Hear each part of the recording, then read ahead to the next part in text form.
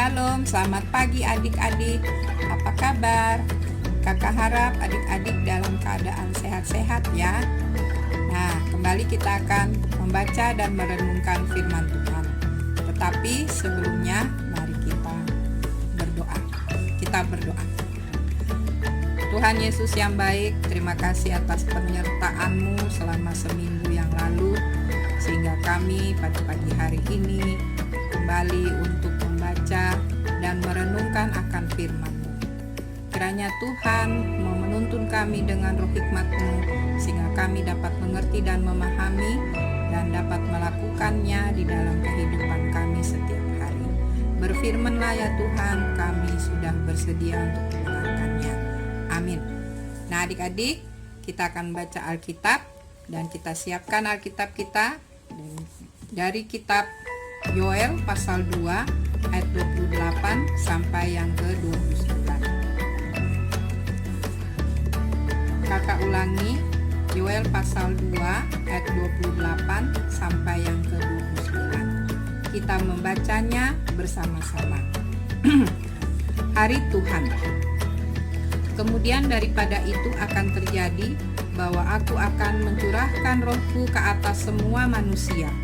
Maka anak-anakmu laki-laki dan perempuan akan bernubuat.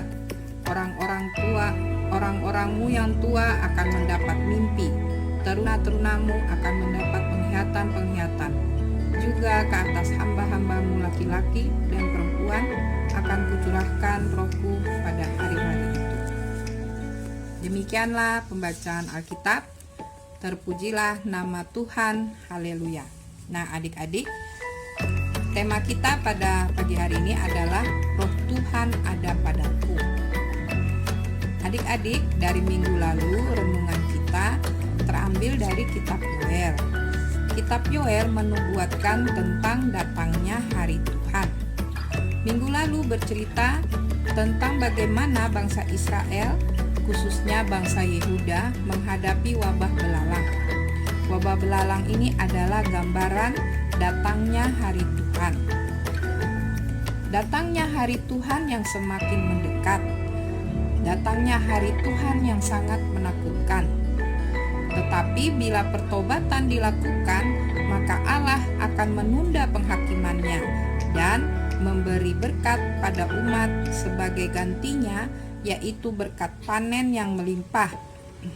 Bahkan berkat rohaninya pun akan Tuhan berikan kepada umatnya, yaitu pencurahan roh Tuhan. Pencurahan roh Tuhan sebagai tanda bahwa Tuhan berkenan dan tinggal di tengah-tengah umatnya. Roh Tuhan akan memberikan kekuatan kepada umatnya agar sanggup menjalani kehidupan yang sesuai dengan kehendak Tuhan. Pencurahan roh Tuhan kepada umatnya bertujuan: 1. Agar umatnya dituntun oleh roh Tuhan untuk tidak jatuh lagi ke dalam dosa. 2. Agar kekuatan Tuhan menyertai umatnya sehingga umatnya menyadari bahwa Tuhan selalu bersama dengan mereka. Pencurahan roh Tuhan tersebut berlaku untuk semua manusia. Manusia yang dimaksud bukan saja umat Israel dan para nabi, tetapi berlaku juga untuk semua kalangan umat, yaitu anak-anak, teruna-teruna, sampai orang tua, dikuasai oleh roh Tuhan, sehingga mereka dapat bernubuat, mendapat mimpi, dan mendapat penglihatan-penglihatan yang kesemuanya dipergunakan untuk menyatakan firman Tuhan kepada manusia. Pada ayat yang ke-28. Bahkan para budak, yaitu hamba laki-laki dan hamba perempuan, juga menerima rohnya. Artinya, keselamatan dari Tuhan mendobrak batasan manusia. Keselamatan berlaku bagi siapa saja yang berseru kepada Tuhan. Pada ayatnya yang ke-29. Nah, adik-adik, siapakah roh Tuhan? Roh Tuhan itu disebut juga dengan Roh Kudus. 2. Apakah Roh Tuhan ada pada kita? Ya, Roh Tuhan ada pada kita. Ketika kita menerima dan mengakui Yesus Kristus sebagai Tuhan dan Juru Selamat, maka Roh Tuhan atau Roh Kudus itu ada di dalam kita. Nah, adik-adik, hari ini kita merayakan Hari Pentakosta. Hari Pentakosta yaitu hari pencurahan Roh Kudus. Nah, kalau di kitab Yoel, Roh Kudus itu disebut dengan Roh Tuhan karena Roh itu hanya untuk kalangan bangsa Israel saja.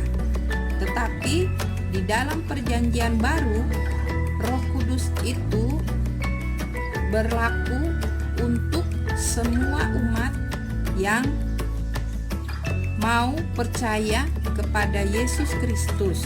Nah, adik-adik dapat baca di Kisah Para Rasul pasal 2 ayat 1 sampai ke 13. Makna pencurahan Roh Kudus itu adalah Tuhan bersama dengan kita. Tuhan bersama dengan kita di dalam menjalani kehidupan di dunia ini. Roh Kudus ini hadir sebagai penolong, sehingga kita diberikan kekuatan dalam menghadapi tantangan hidup sampai Tuhan Yesus datang kembali. Pencurahan Roh Kudus bermakna juga bahwa Tuhan menyatukan kita dalam kepelbagaian. Kepelbagaian di sini maksudnya Tuhan hadir di dalam perbedaan, sehingga kita sebagai umat yang percaya tidak lagi hidup untuk kepentingannya sendiri, tetapi kita hidup untuk kepentingan bersama. Maksudnya kepentingan bersama adalah membangun persekutuan yang saling menguatkan dan saling melengkapi. Adik-adik, dari renungan kita pada pagi ini mengajarkan kita untuk selalu percaya bahwa Tuhan itu selalu hadir di tengah-tengah kehidupan ini, khususnya di dalam menghadapi dampak dari pandemi COVID-19. Roh Tuhan atau Roh Kudus selalu hadir untuk memberikan kekuatan, pertolongan, agar kita yang percaya kepada Tuhan Yesus selalu siap untuk menghadapi berbagai tantangan kehidupan di dunia ini sampai Tuhan Yesus datang kembali. Nah, adik-adik, demikianlah renungan kita pada pagi hari ini. Semoga menjadi berkat bagi adik-adik semua dan selamat menghayati hari pencurahan Roh Kudus. Tuhan Yesus memberkati. Nah, adik-adik, mari kita berdoa. Terima kasih Tuhan Yesus, Engkau telah berfirman melalui kami pada pagi hari ini, yang mengajarkan kami bahwa begitu pentingnya Roh Kudus di dalam kehidupan kami, sehingga Engkau selalu hadir untuk menguatkan kami, untuk menolong kami di dalam kami menghadapi berbagai macam masalah kehidupan di dunia ini. Terima kasih ya Tuhan Yesus, di dalam nama Tuhan Yesus kami telah berdoa. Amin. Nah, adik-adik, sampai di sini dulu jumpa kita, dan sampai bertemu kembali pada minggu depan. Selamat beraktivitas. Tuhan Yesus memberkati.